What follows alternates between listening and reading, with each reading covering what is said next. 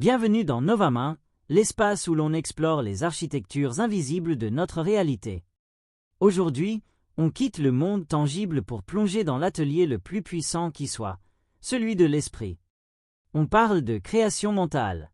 Ce n'est pas de la simple pensée positive, c'est la discipline profonde de cultiver, dans le jardin secret de son imagination, les graines de la vie que l'on souhaite voir fleurir au dehors. Comment nos pensées modèlent notre réalité, et comment devenir l'artiste intentionnel de sa propre existence. Tu sais, il y a une chose que l'on sous-estime terriblement, le pouvoir de l'attention.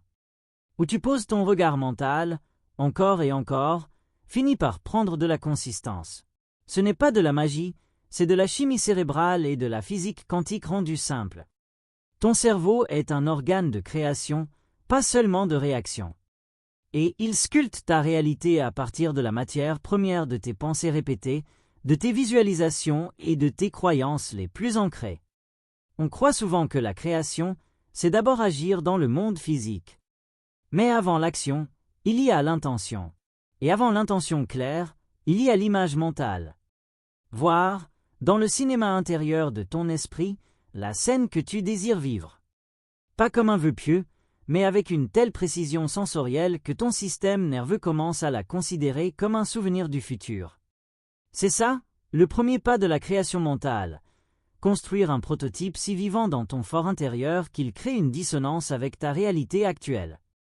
Et le cerveau, détestant la dissonance, va tout faire pour ramener l'équilibre en attirant à toi les circonstances, les idées et les rencontres qui matchent cette nouvelle image. Je me souviens d'une période où je voulais profondément changer de vie professionnelle, mais tout semblait bloqué. Un mentor m'a dit « Arrête de chercher les offres d'emploi. Commence par ton emploi du temps mental. » Il m'a fait faire un exercice simple mais révolutionnaire. Chaque matin, avant de sortir du lit, je devais passer 10 minutes à vivre mentalement une journée idéale dans ce nouveau métier.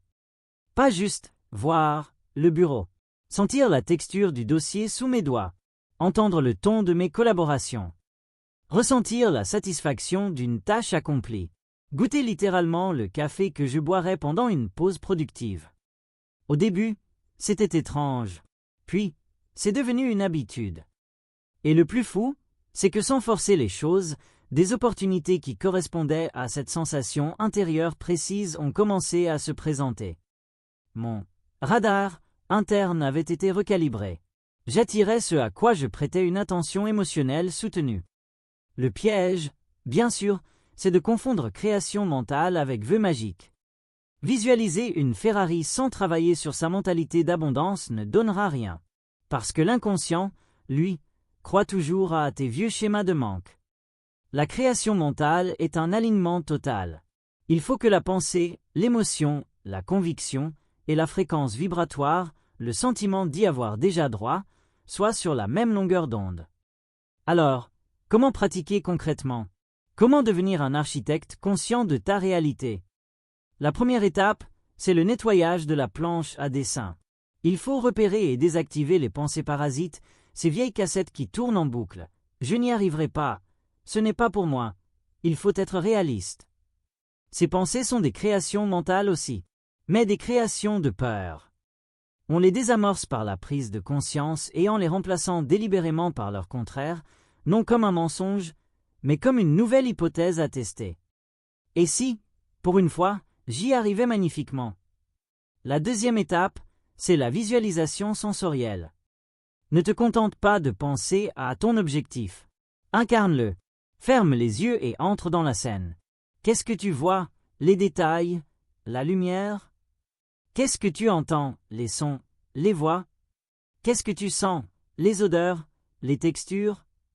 Plus la scène est riche en sensations, plus elle est marquée dans ton cerveau comme une expérience réelle, et plus il va mobiliser des ressources pour la rendre tangible.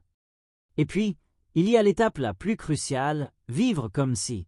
C'est le pont entre le mental et le physique.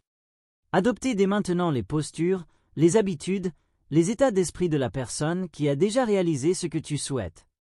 Si tu veux créer la sérénité, comment une personne sereine respire-t-elle, organise-t-elle sa journée?